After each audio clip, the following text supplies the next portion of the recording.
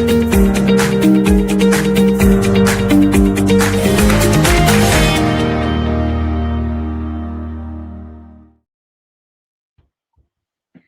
everyone. Welcome to the Energy Realities podcast. I am Tammy Nemeth. I'm the host today, much to my chagrin.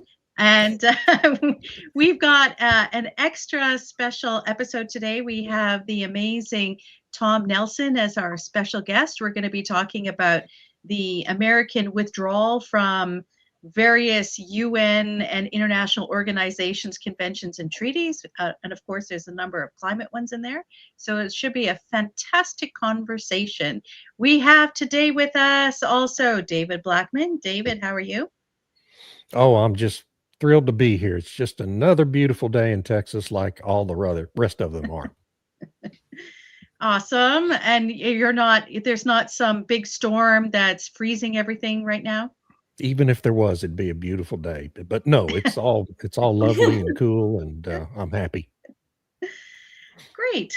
We also have the amazing Irina Slav, who's in Bulgaria. Irina, how are you today? I'm great, thank you. We got some of Northern Europe's weather, but none of it snow. So it's just cold and sunny and no snow. So I'm a bit offended by that. Yeah, I mean, what's that? Is it discriminating against Bulgaria and not allowed to snow? I know. You get all the snow. I love it when it snows. It's so pretty and it's nice and quiet. And yeah. Hey, can I jump in for a second? I just want to let everybody know my LinkedIn is not streaming for some reason.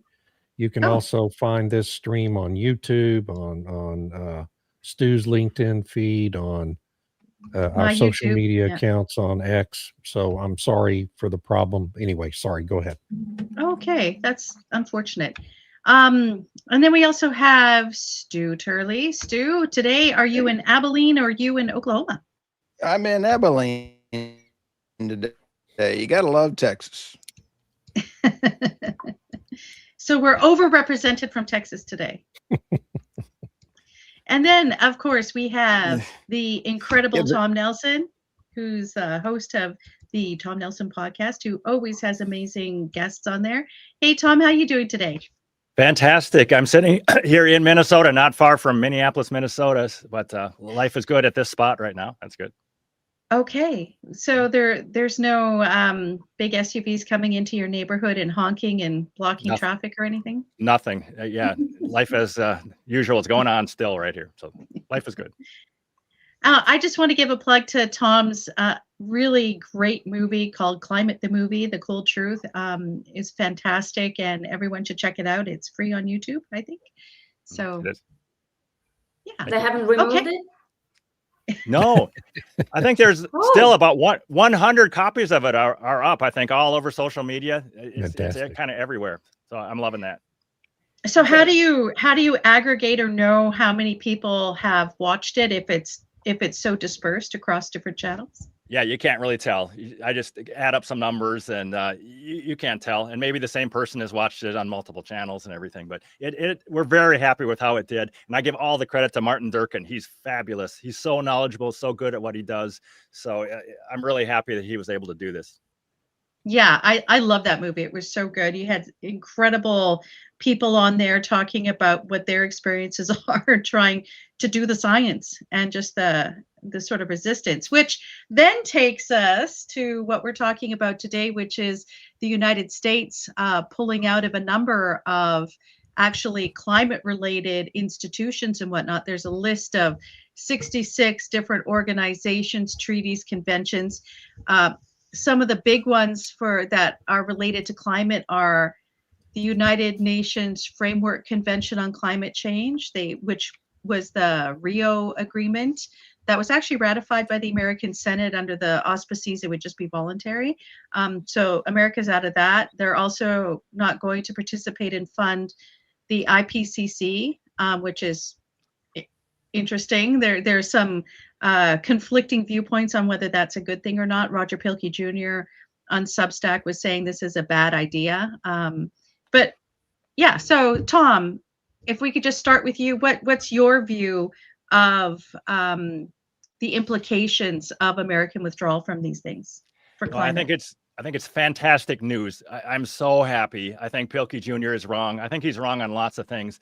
And I don't know the details of what are these organizations and who's the head of them and what are they supposed to be doing. But the whole thing, in the big picture, the whole thing is a total crock. That's the important point. We can spend $50 trillion, have all these organizations. We could all go live in caves. All this stuff is going to make no measurable difference to the climate or weather ever. So the whole thing is a scam. And getting out of this scam is fantastic. And it's happening so much around the world. And I think a lot of countries are kind of following our lead, not all of them. But I'm keeping this long-running Twitter thread that I have started last April about how this whole scam is dying around the world. I'm just loving it. I'm just adding to it all the time. There's a huge difference right now than when we put out Climate the Movie even. Just in the last couple of years, there's been enormous, since the election of Trump in particular, the second time, the death of the climate scam, it's happening right in front of our eyes. This is what it looks like. And there's going to be people that hold out for a long time. Michael Mann's still going to be pushing this 20 years from now, if he's still alive. But most normal people are just going to stop talking about it. And that's what's happening in general, that they're not pushing it as much and it's dying. Okay. So, David, what do you think? Would you agree with that? Or do you think that it'll be a bit of a slower death, especially since the EU and UK seem to be doubling down on it? Well, the EU and the UK are doubling down on it. So is Canada. But, you can't stop physics. You can't stop the march of history. You can't stop reality. And they are standing athwart reality, yelling stop themselves. And reality isn't going to stop. Physics are a law. They're not recommendation. They're not suggestions. It's the laws of physics. These solutions that these people have proposed to displace fossil fuels don't work. They can't work because of physics. So, I mean, it's inevitable. And I agree with Tom. It's going to be faster rather than slower now. I think we saw during even the Biden years, there was a reaction, a negative reaction, and a lot of pushback began after they passed the IRA and enacted hundreds of billions of dollars of green subsidies. And the public took a step back and said, wait, what in the world are we doing here with all these windmills now all over the countryside? People are tired of seeing them. People are tired of seeing farmlands condemned to put these massive solar arrays in, and their land rights are being ignored by the state governments and the federal government, but not the feds anymore. But even in states like West Virginia, I interviewed a lady in West Virginia a few months ago whose land rights are being impinged upon in a very conservative state in order because IKEA wants to put an enormous solar array in next door to her.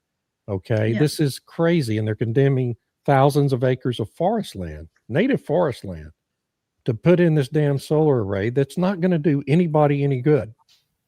And it's madness, and more people catch on to it all the time. And more communities, as Robert Bryce has documented, continue to push back. It's a growing thing, and it's going to continue to grow because it's right. Governments cannot force people to ignore what's right. Ultimately, it takes a long time for the population to catch up and recognize what the government's doing wrong, but eventually they do. And hopefully in the United States, we're not going to end up like the UK, where it's kind of too late to reverse the process. I'm hoping that thanks to the election of President Trump, we've kind of nipped this thing in the bud before it becomes too big to fail. And it's going to fail. Once the subsidies are gone at the end of 2027, wind and solar are going to collapse in this country. So I'm very optimistic like Tom, and I think we're on a positive path here. Irina, this comment mentions your recent Substack on aluminum and copper. So what do you think? Is this going to be a bit of a snowball effect for other countries? What do you think the position of the EU will be? Will they fill the gap, the funding gap that is being removed by the United States? What's your take on this? I was just thinking how much money the EU actually has, because they have promised, well, they haven't committed firmly, but they have promised 800 billion to the Ukraine. They plan to spend another 800 billion on rearmament. And that's on top of all the current subsidies for the energy transition. Where's the money going to come from? Even so, I think the EU will be the last one to throw in the towel on the energy transition and the whole net zero story, because as David noted, they've gone too far. It's impossible to just drop it now. And yeah, with reference to that aluminium thing, and what you pointed out in an email, that the carbon border adjustment mechanism is going to hit aluminium imports and aluminium supply. They are creating problems and they are solving them in the worst possible way. It's not a solution. It's making everything even worse. Now they sealed that deal with Latin America, which is going to really hurt farming. So they will have to spend even more money on farming to keep some local food production. Well, my understanding is they want too thin, and well, they want to extend the carbon border adjustment mechanism to agriculture, agri-foods, everything. So this will be a great excuse. That too. Wow. Yeah. Stu, what's your take on these changes? Go ahead, Irina. No, they are going to die before they give up, basically. Well, I think that not physically. I think the memorandum lists 66 entities for withdrawal, 35 non-UN organizations, and 31 related bodies. I wrote an article and I said this is a precursor to actually setting up the United States to have the UN move to Geneva. And I really think that is a precursor to total defunding. And then if you have them move out of the United States and still remain a member, this is also paralleling NATO and having France, the UK sending over ships to protect Greenland, and from the US. The US funds, I believe, 62% of NATO. We are NATO, so I think it's going to be pretty entertaining. But if you throw the UN out of the US, you defund the climate movement. This is also correlation into the funding of USAID and the USAID funds that have now been funded. This is also tied to the Minnesota funding that we're now finding out goes along. All of this graft, greed, and corruption is all tied together. And I'm going to say, like I said last month, and that is the world's bifurcating into two groups. Those that follow net zero and fiscal decline and depravity, and those that actually follow solid energy policies are going to be in new trading blocks. And you're going to have depravity and not following fiscal responsibility and failure, or you're going to be successful in a new trading block. Okay. I thought there was a conversation. They don't even have to organize themselves in blocks. Do what? You cut out. What did you say, Irina? Who? What did you say, I said Irina? they don't even need to organize. I said that they don't even need to organize themselves into blocks. They can just trade with each other. Yes, but people love to organize stuff in terms of how you think about things. So it's like, well, this group over here is trading with each other and so on. And so we're going to say it's this group and the other one. But I think it was Doomberg or somebody was trying to say that there's actually three. There's the bifurcation of the BRICS and what the net zero people were doing. But now America's creating a third one of energy reality where they're in charge, but it's not like the BRICS guys who were doing their own thing. So I don't know. Interesting. When you have Venezuela now, the money has already been set up The executive order that President Trump set up for Venezuela's oil to be sold by the United States, is the United States now a de facto member of OPEC? When you actually have a laughing kind of a humorous situation going on right now, China was buying the oil at about $30 a barrel. When you buy the Venezuelan oil for about $30, the snowball effect is going to happen when President Trump said to China, we're open for business. You can now buy oil from the United States. The actual winner of this is OPEC, because OPEC, Saudi Arabia, needs oil at that $80 mark just to meet their budget needs. So you're going to see eventually, in maybe a year or two, higher oil prices are going to be going up. But that has nothing to do with today's conversation, except it's going to be a new world coming around the corner.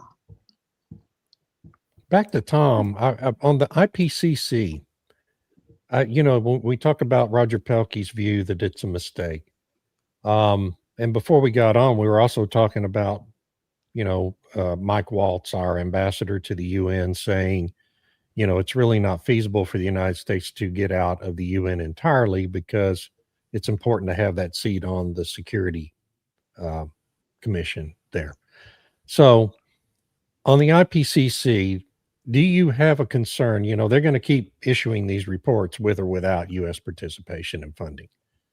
And those reports have been a key driver of all this climate hysteria, and not necessarily even because what the reports actually say, but how they're interpreted by the media. Do you have a concern from your point of view on, with the U.S. getting out, not having a voice now in how those things read? Has the United States been a moderating factor in how the IPCC reports read each year? Yeah, I think there was it. I think it doesn't matter. Yeah, I think there was a time when we had actual people with integrity, like Richard Lindzen, I think, way back in the day, that he was a voice, I think, in the IPCC. Yeah, in the good old days. That's exactly who I was thinking of, Yeah, in the good old days. But anyway, I think it doesn't matter. I think let's let all the other countries that want to be in on this scam still issue any reports they want, and I think we will just ignore them correctly. People who are rational should just completely ignore them. I don't think we should have people on the board trying to make them put out a climate realist IPCC report. I think it's fine. I think it's totally fine. And one point I wanted to mention is, again, that people are just going to stop talking about it. There was, I think people in the future, they will not say, oh, we were wrong about this whole thing. I'm sorry we demonized you. I'm sorry we demonized Trump for not believing in this, that you guys were right all along. They're just going to stop talking about it. And if it comes up, they're going to say, I never really believed in it anyway. We're absolutely going to see that, because it's going to be embarrassing in the future to admit that you thought that CO2 might kill us all. It's going to be looked at as just total hysteria by almost everyone in the future.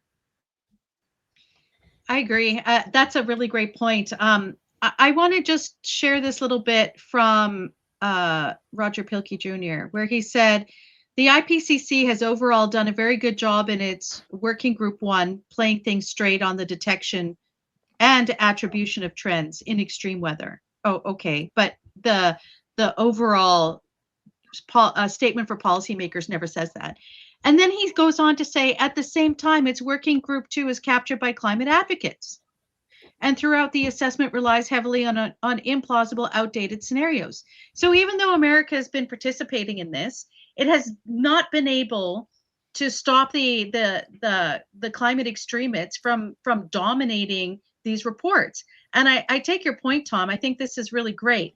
If they could have an alternative, they could have an alternative report, sort of like what the DOE did earlier, late last year, where they have real scientists who care about truth and trying to find maybe not just truth, but trying to use the scientific method as it was supposed to be used, not for political purposes or whatever, but to try and understand what the phenomena is, what are the inputs, and what that all means. And maybe with a more realistic assessment to counter the IPCC, this would bring what you say down the road, that maybe CO2 isn't the big problem and methane's not the big problem that everybody says it is, at least in those groups.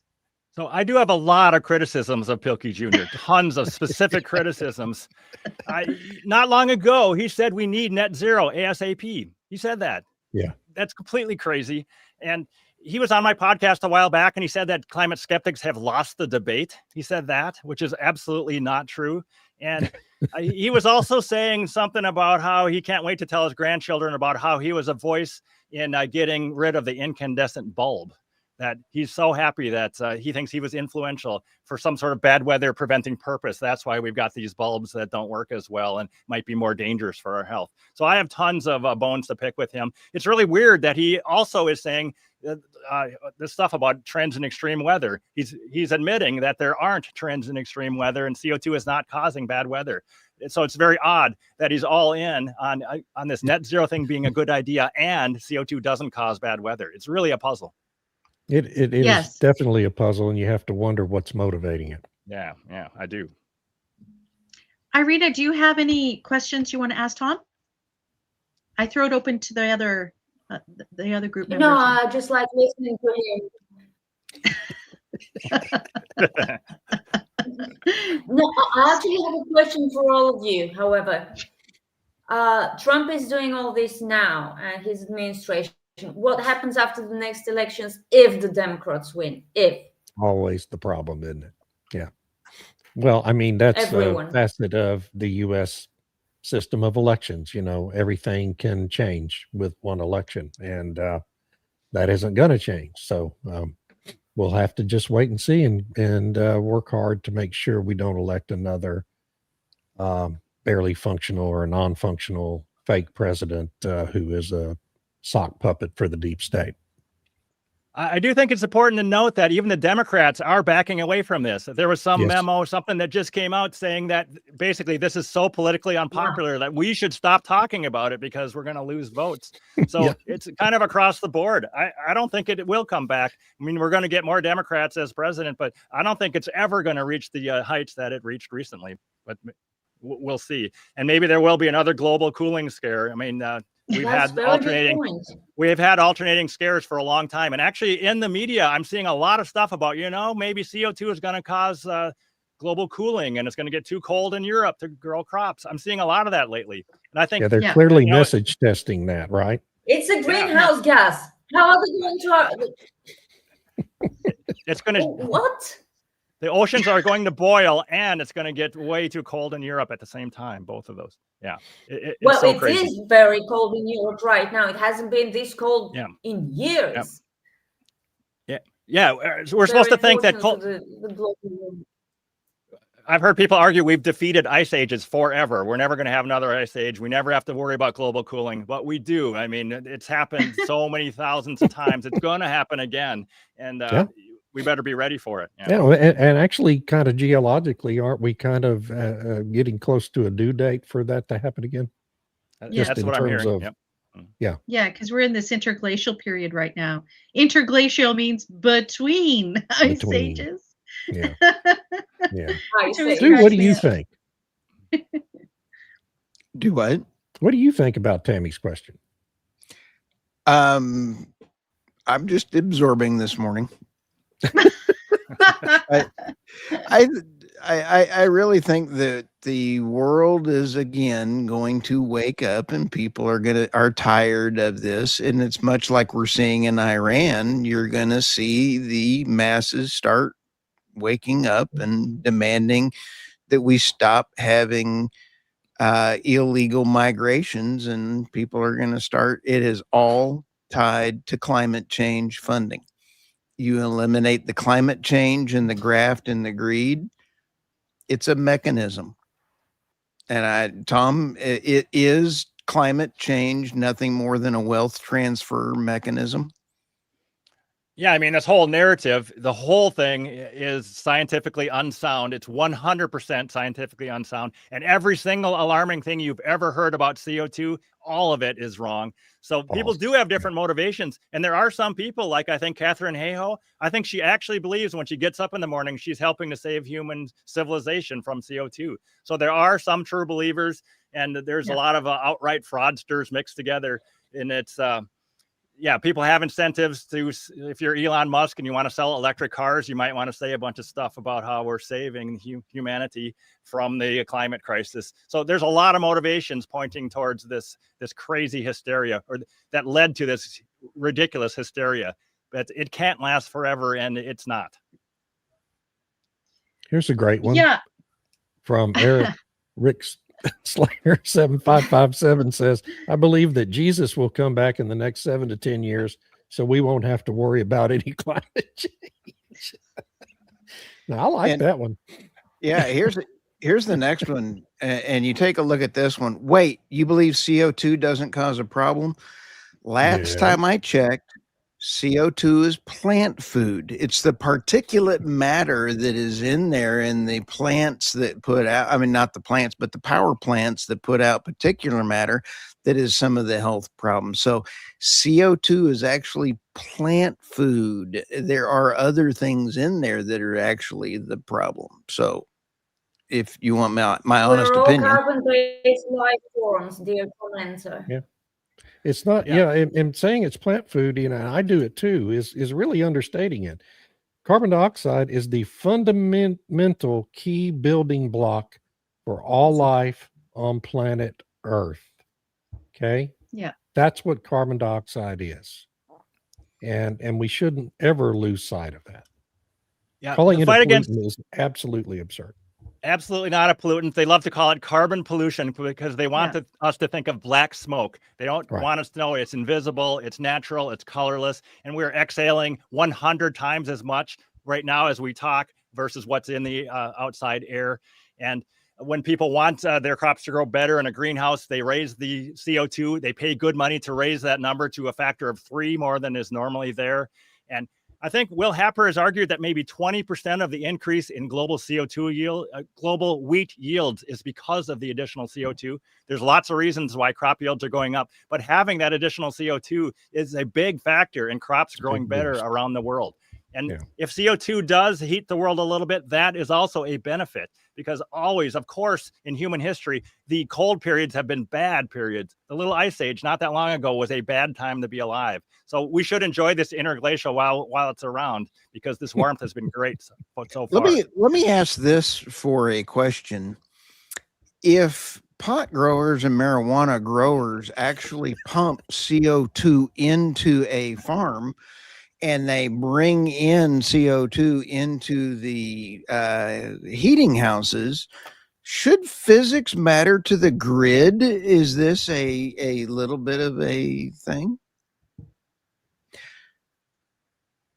Just asking. I mean, you know, it would make sense if all the pot farmers of America united. It might make a little difference, right? Exactly. You know, I mean, come on, potheads, get with the program here. I'd like to address what Mike Antonio 4693 has been saying, because he says CO2 traps heat in the atmosphere and too much is a bad thing. How much is too much? Yeah, how much is too much? Because if you look at, say, for example, if you look at what the allowable amounts are on the International Space Station, it's in the thousands before it becomes toxic to humanity. So how much? They've never said precisely how much is a bad thing. So there's also a saturation effect. And Professor Happer and Weingarten have talked tremendously and very eloquently about the saturation effect within our atmosphere. That, you know, if you have the insulation and you have this amount of trapping and you double it, that doesn't mean you're doubling how much warmer things are. It doesn't work like that. So, okay, so how much is a bad thing? How too much is a bad thing? How much? And this is something that gets left out of the conversation. Tom, what do you? What do you think? Yeah, I mean, of course, this idea that 430 parts per million, let's say, is too much is just ridiculous. We're way, way closer to not having enough CO2 in the atmosphere. Once it gets below 280 or below 200, life has a really hard time. So we're very close to not having enough. And Patrick Moore even argues that maybe we've saved life on Earth because that trend was going down for a long time. And if humans have reversed that trend, I don't know if they have, but if they have, it's a good thing because life did great on Earth when there was way more CO2. Life did fantastic. The plants were huge. The animals, the dinosaurs were huge. There's nothing wrong with having way more CO2. And again, in greenhouses, they want 3 times as much CO2 in the greenhouses as we have. So the whole idea that, oh, let's worry about 430, it's complete insanity. 100% insane. Well, and the proof point on that, isn't it, that when you look at the history of the planet through geologic history, has there ever been a single period of time in the history of this planet in which carbon dioxide was a leading indicator of global warming and not a trailing indicator?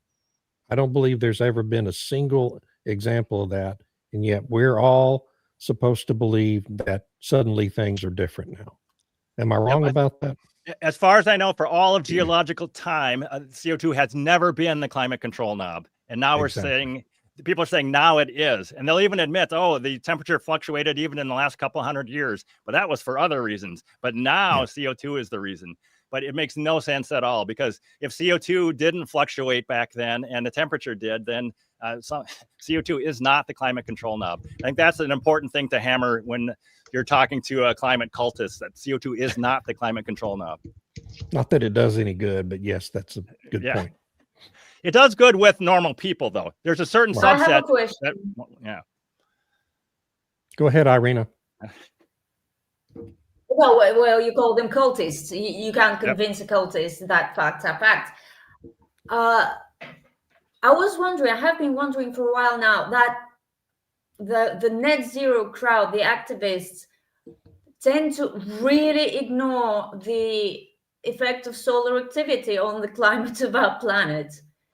I would speculate that one reason is that it's so much simpler and so much more effective for their purposes to blame human activity. But it's really, really remarkable to what extent they ignore it. They even, I think someone published some study that said solar activity had a negligible effect on the Earth's climate. Tom, what do you think about that?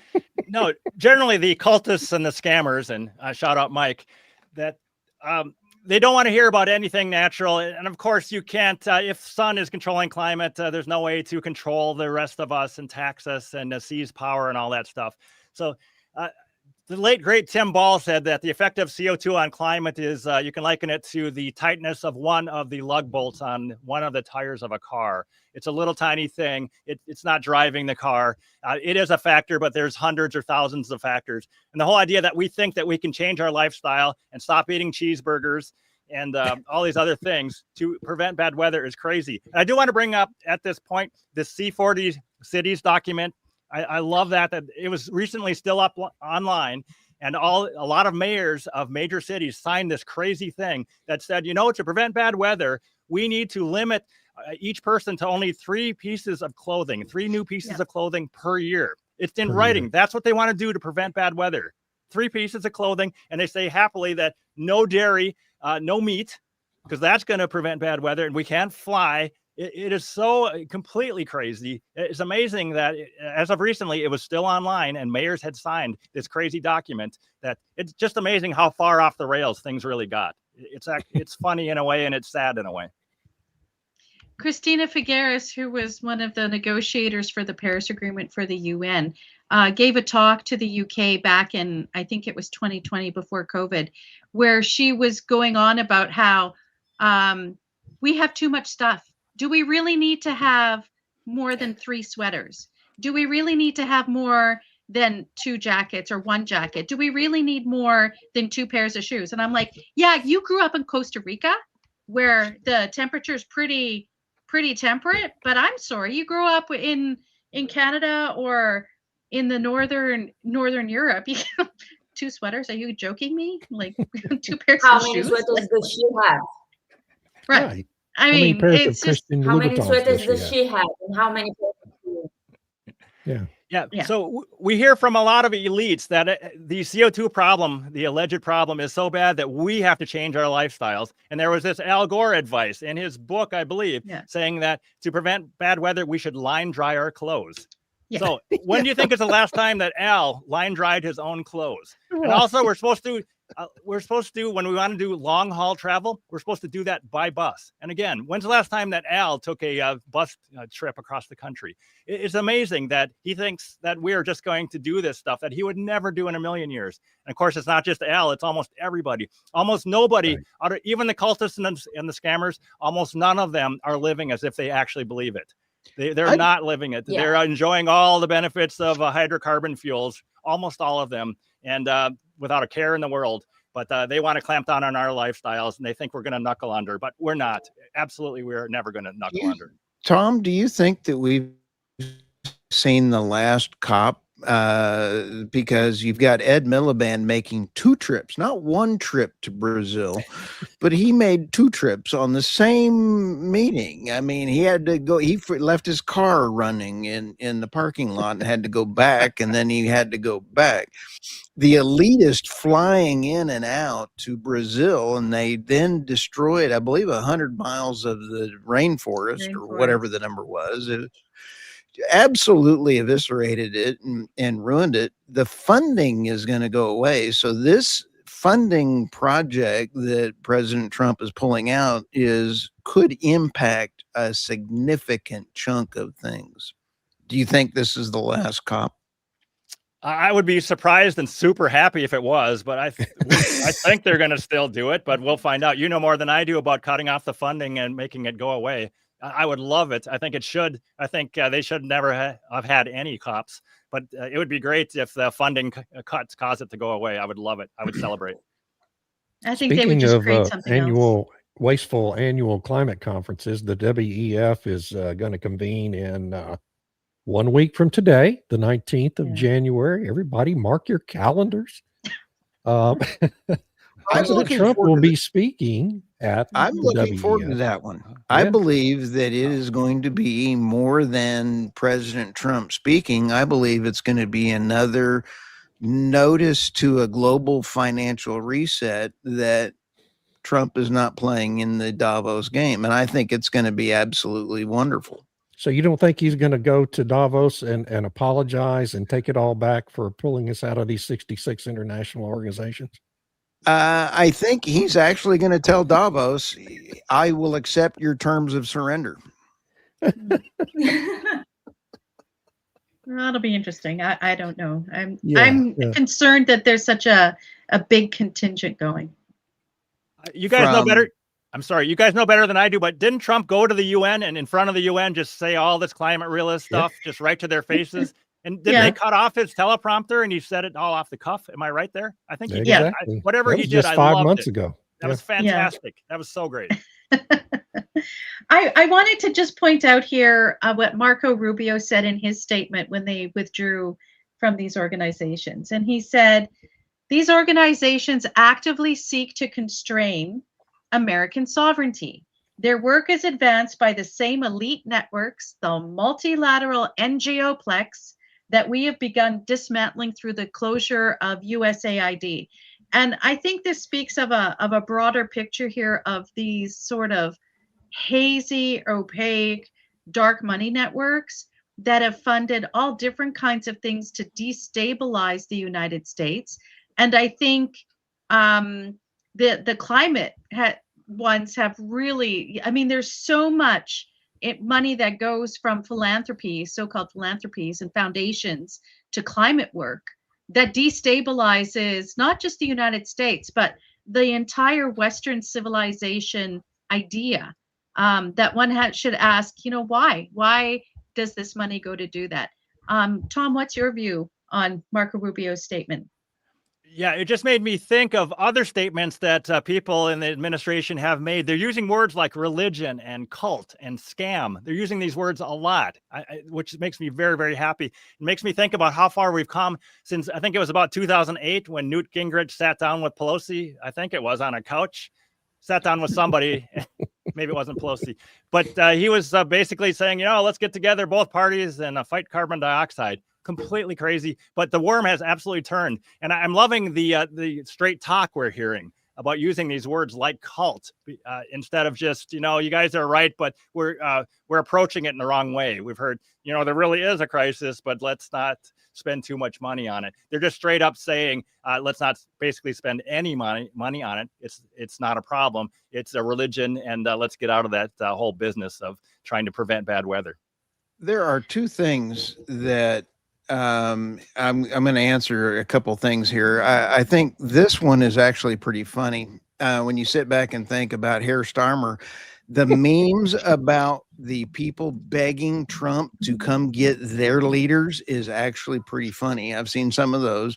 Love the memes on Marco Rubio as he's sitting in all these different outfits. And the report that came out on the U.S. jobs, that 1,000 jobs were created last week, but Rubio has 989 of those jobs. This one is a very interesting point. Let me guess, you guys believe in clean coal. Yes, Mike, I believe in clean coal because we are still, I wrote on a lot that the more we spend in renewable wind and energy, the more fossil fuels we would have. In fact, one of my guests on my podcast called that Turley's Law. So, Mike, if you want more wind and solar, go ahead.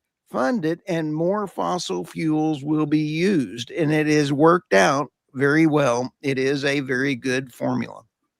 Can I be clear on one thing? I actually believe in beautiful clean coal. Thank you.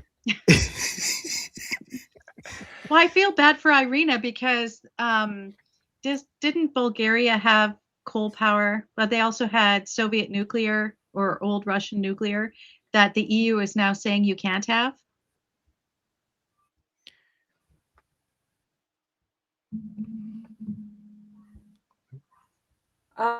Yeah, sorry, my internet connection has become really sketchy. It's really annoying, but actually because they were trying, because of the sanctions and our brave leaders' desire to shut any contact with Russia whatsoever, they tried to switch the fuel of Kozloduy,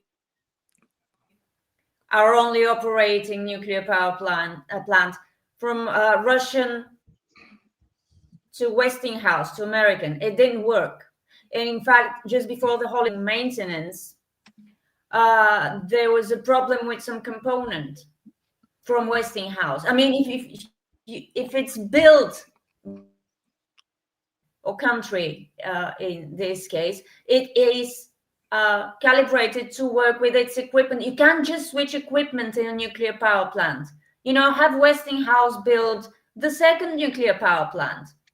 It will work perfectly with Westinghouse equipment. Just do what the European Union wants to do and have us export nuclear power to Ukraine or anyone else. Yeah. Well, I'm sorry, but that's, it's purely technical. If it's not working, it's not working, and you can't force it to work with it.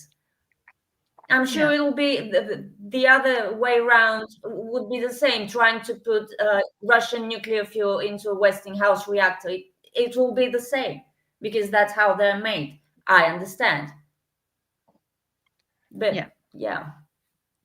So I absolutely believe in clean coal and hydrocarbon fuel because it works. It works to power our hospitals, factories, schools, whatever. And this whole idea, the cultists want us to run those things on wind or solar. But I don't know of any case anywhere where one modern factory, for example, is run purely by wind or solar power because it's intermittent. As someone said, how much would you pay for a car that works only an unpredictable 1/3 of the time? That's what you're getting with this intermittent power. you're getting something that works only part of the time. So coal works, it stays up, it powers our society. And I wanted to mention also that coal is just a villain. It's not that it causes warm weather, but they were happily blaming coal also during the global cooling in the 1970s. They're saying they'll happily blame it for anything. But yeah, there's no such thing as coal-induced bad weather. And coal works, nuclear works. I'm not in favor of any one thing necessarily, but whatever power actually works, that's what we should use. Well, if I want to address what Mike said, a couple of things. So first of all, with the dinosaurs and oxygen and the increase in oxygen, that was because there was more vegetation, and the photosynthesis from all that vegetation put more oxygen into the air.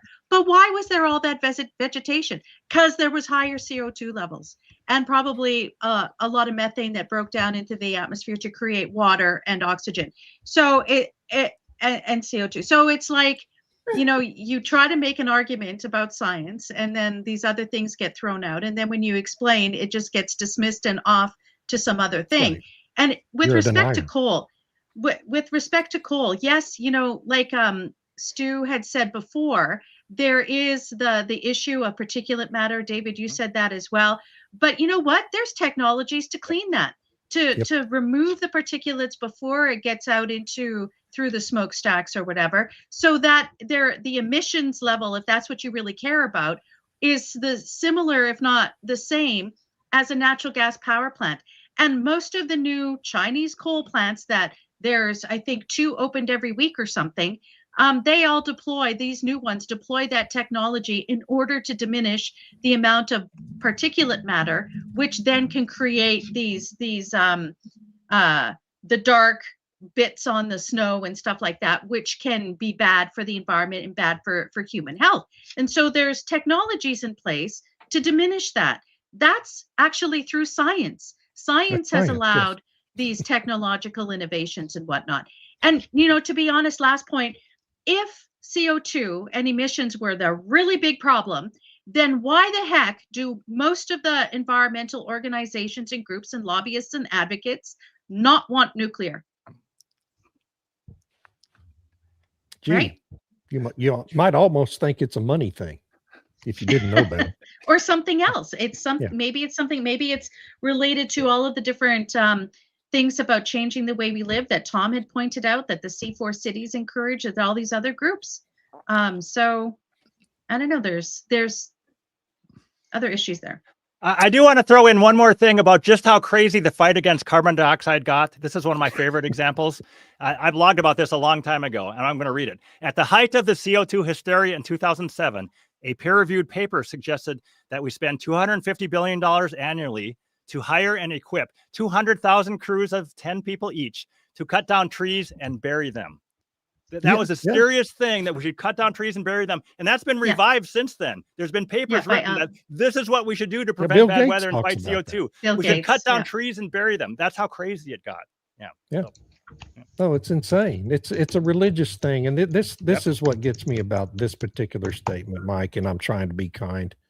I tried, and you can't talk to science denying cultists. My retort to that always is, I tried, but you can't talk to religious cultists who treat carbon dioxide as a religious exercise. This is not a religion, and yet that's how y'all treat it. It's the global church of climate alarmism. I've actually trademarked that, okay? That's my trademark. I made it up 30 years ago, the first time I ever wrote about this, and called it a religious exercise. 29 years ago, in 1996, I looked it up. It's nothing but a religious exercise, and it's also, well, it's not nothing but that. It's also the incarnation of communism, global communism in modern times. That's what this all is. All the pinks and reds went green in the early 1990s after the fall of the Soviet Union, and it's continued to today, and it's falling apart just like the Soviet Union did of its own weight. Now, that's my diatribe for the day. I tried not to be too mean about it, but there it is. Well, actually, in some parts of the world, for example, in Germany, it started way before the fall of the Soviet Union. I mean, the anti-nuclear movement started with the building of all the nuclear power plants. They even Right. had propagandistic children's books about how bad nuclear energy is. Yeah, and that was all a product of the Cold War, you know. Yeah. And accidents. There's too many accidents. Really? Really? Too many. Three big ones in how many years? 60 years. Yeah. How many trillions of dollars have been spent on wind and solar?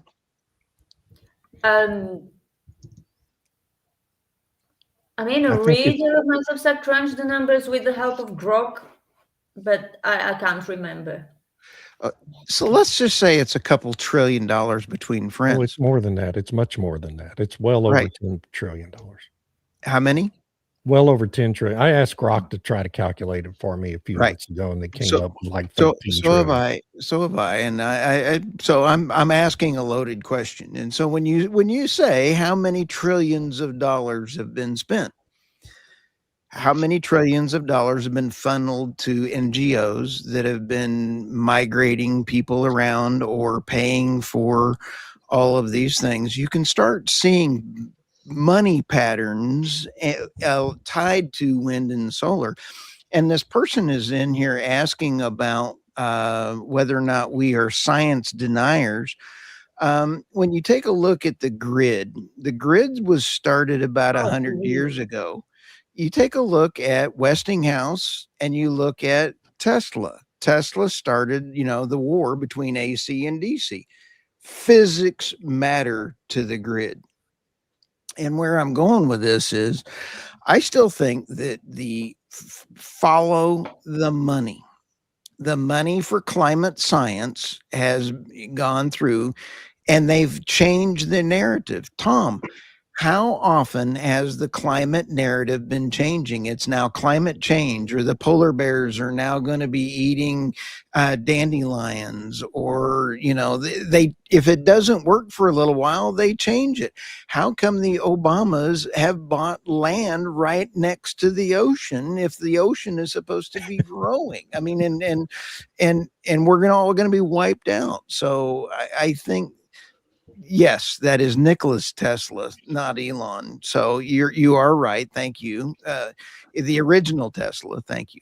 And for the guy that was asking about Teslas, I believe Tesla is a fantastic product. I believe Tesla will be a company to invest in. And I think Tesla will be the survivor because it is a technology company. So you can sit there and Eric Clapton or whatever, you love your Tesla, buy a Tesla.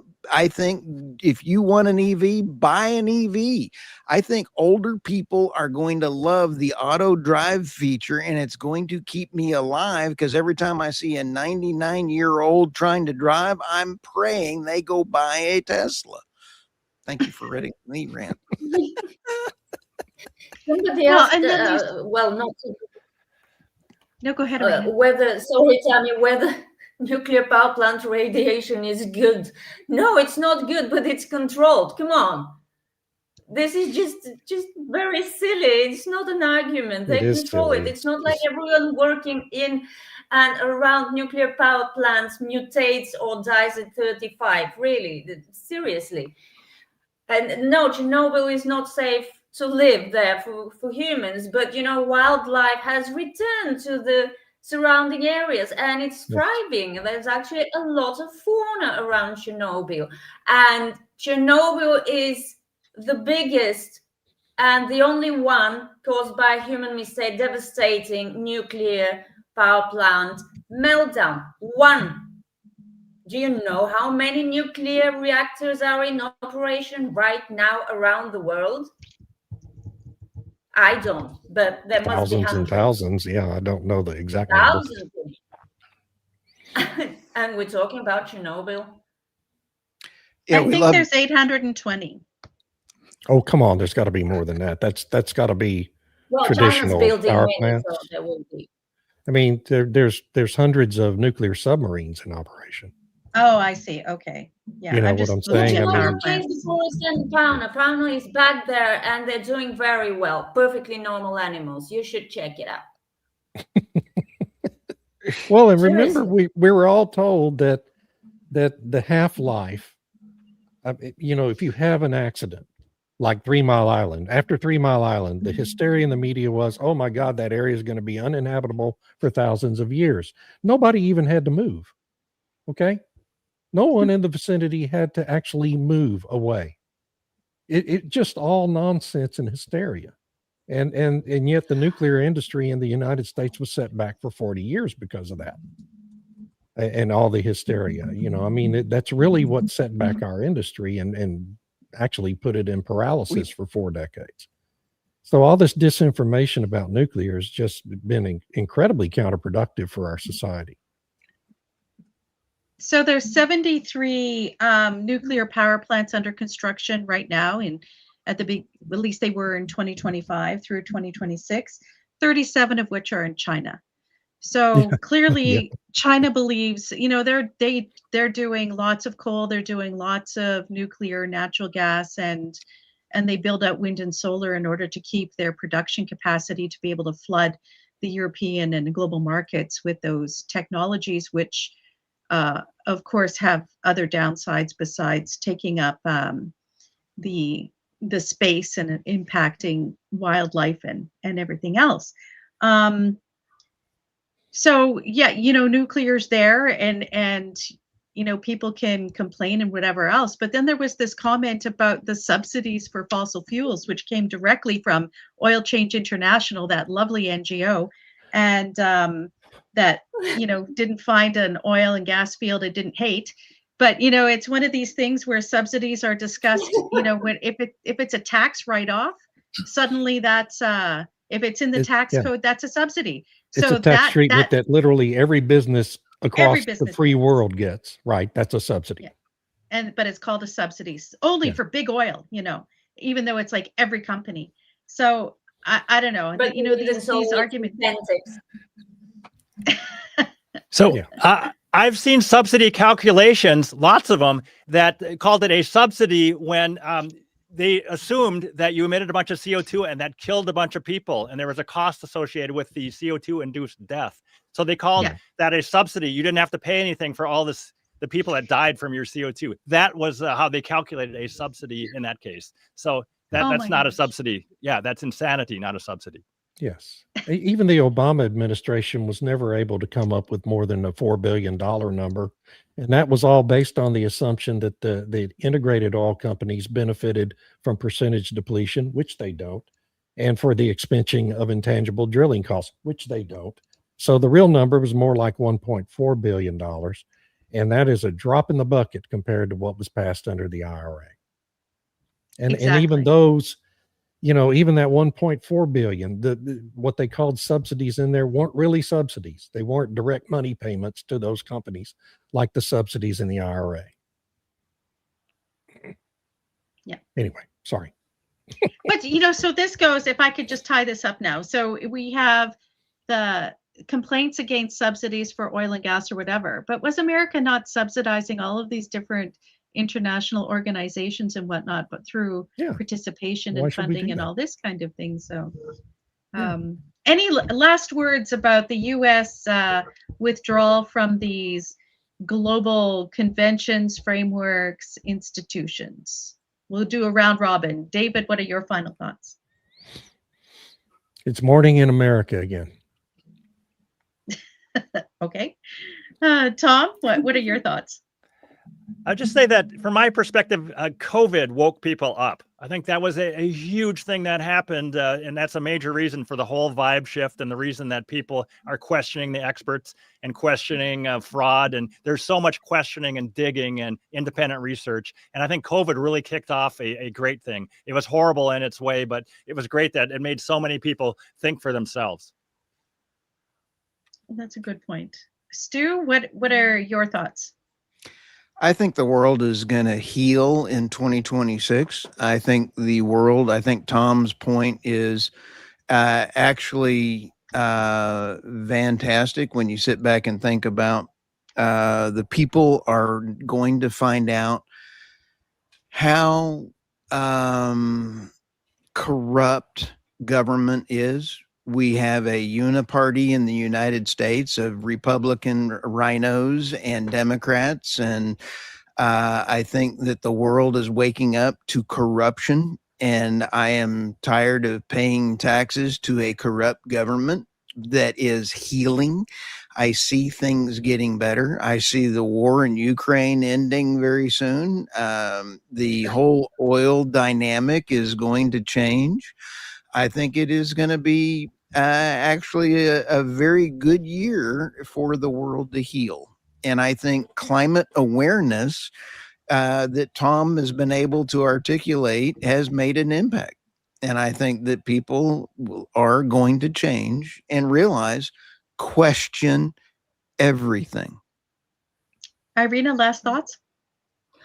I can only agree with Tom and with Stu about people waking up. I'm starting to, to resent this word because it's being abused, but people are starting to think again, I think, because with the pandemic, with the lockdowns, we were forced to ask questions because the news and the science that was supposed to be settled changed all the time. If you remember the early weeks and months, and then towards the end of 2020, it was the complete opposite of what they were saying at the beginning of the year. And this is why I hate this science is settled and science denialists and all that. No, it's never settled. And in 5 years, as you said, Tom, a lot of people will be pretending they never supported the net zero push because they will be embarrassed by supporting it and being stupid. Yeah. And I would like to take a moment to thank all the commentators today for a very lively discussion. Yes.